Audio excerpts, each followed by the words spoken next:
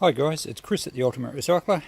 Today's video is just a really quick one on worm farms, but just the simplest worm farm you can have.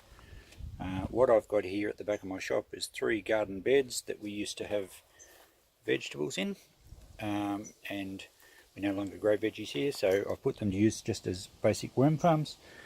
Now all I've got here is a bit of carpet that I wet down once a day with the hose. And I didn't put down any bedding, it was just a natural soil, and I'd spread some peaches and mulched vegetable scraps here, and you can see that there's worms in here, and these have come up naturally. So basically you provide a spot and they will come. Now it's quite hard clay underneath, but all I'm going to do here is just build on this, put some shredded paper occasionally, veggie scraps.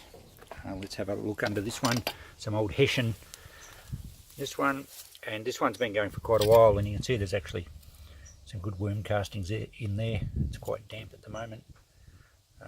Not so many bigger worms in this one, but you can see a few on the hessian.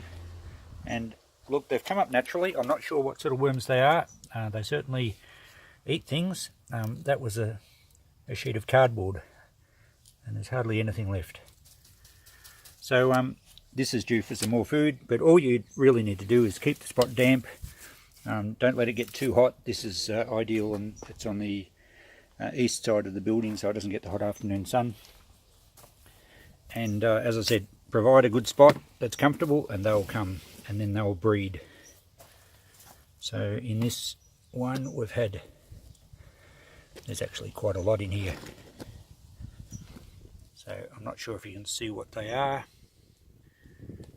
I'm not really up with all the breeds. I know there's African night crawlers and red wrigglers and other composting worms.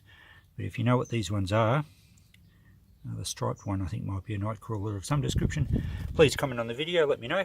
But certainly they come up here, they make themselves at home, they eat whatever I put here, they multiply well. You don't have to worry about overfeeding them. You don't have to worry about, when it's 100 degrees Fahrenheit or 39 or 40, you don't have to worry about them dying from the heat, because they just disappear further down into the soil. So they're totally self-managing, and if you feed them and keep them damp, they will multiply, and really it doesn't get much simpler than that.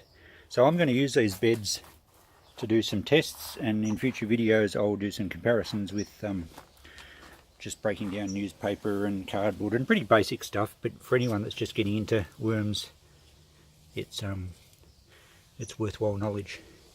So stay tuned, and we'll do a trial on these beds shortly.